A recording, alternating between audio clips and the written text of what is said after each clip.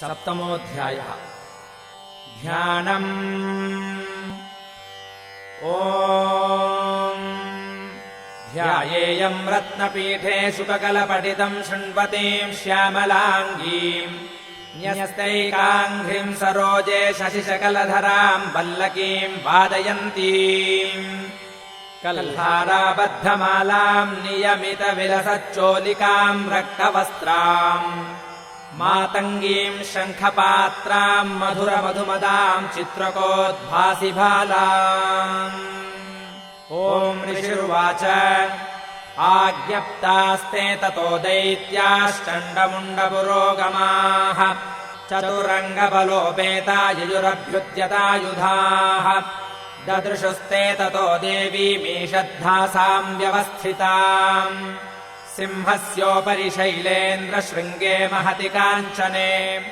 ते दृष्ट्वा ताम् समादातुमुद्यमम् चक्रुरुद्यताः आकृष्टचापासिधरास्तथान्ये तत्समीपगाः ततः कोपम् चकारोच्चैरम्बिका तानरीम् प्रति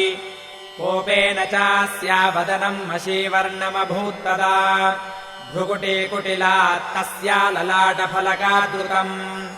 कालीकरालवदना विनिष्क्रान्तासि पाशिनी विचित्रखड्वाङ्गधरा नरमाला विभूषणा द्वीपि चर्मपरिधाना शुष्कमांसाति भैरवा अतिविस्तारवदना जिह्वाललनभीषणा निमग्ना रक्तनयना नादापूरितदिङ्मुखा सा वेगेनाभिपतिता घातयन्ती महासुरान् सैन्ये तत्र सुरारीणामभक्षयत तद्बलम् पार्ष्णिग्राहाङ्कुशग्राहि योधघण्टा समन्वितान्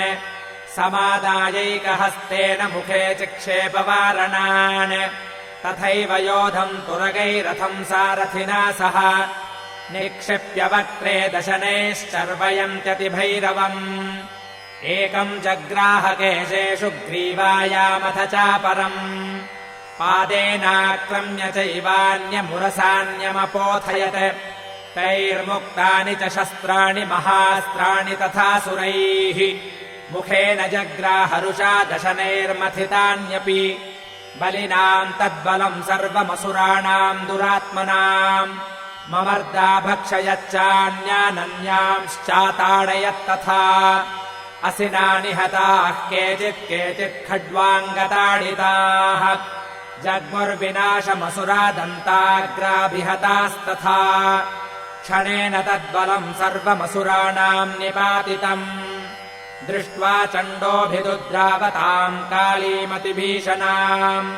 सर्वर्षैर्महाभीमैर्भीमाक्षीम् ताम् महासुरः छादयामास चक्रैश्च मुण्डः क्षिप्तैः सहस्रशः तानि चक्राण्यनेकानि विषमानानि तन्मुखम् बभुर्यथार्कबिम्बानि सुबहूनि घनोदरम् ततो जहासातिरुषा भीमम् भैरवनादिनी कालीकरालवक्त्रान्तर्दुर्दर्शदशनोज्ज्वला उत्थाय च महासिंहम् देवी चण्डमधावत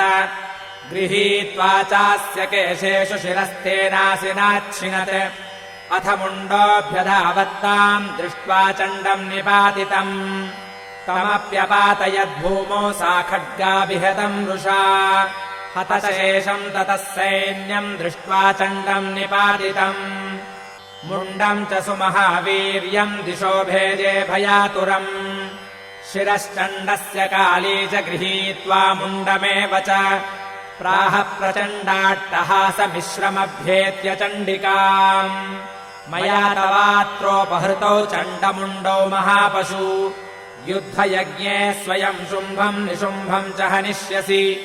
ऋषिरुवाच तावानीतौ ततो दृष्ट्वा चण्डमुण्डौ महासुरौ उवाच कालीम् कल्याणी ललितम् चण्डिकावचः यस्माच्चण्डम् च मुण्डम् च गृहीत्वा त्वमुपागता चामुण्डेति ततो लोके ख्याता देवि भविष्यसि। ॐ इति श्रीमार्कण्डेयपुराणे सावर्णिके मन्वन्तरे देवी माहात्म्ये चण्डमुण्डवधो नाम सप्तमोऽध्यायः।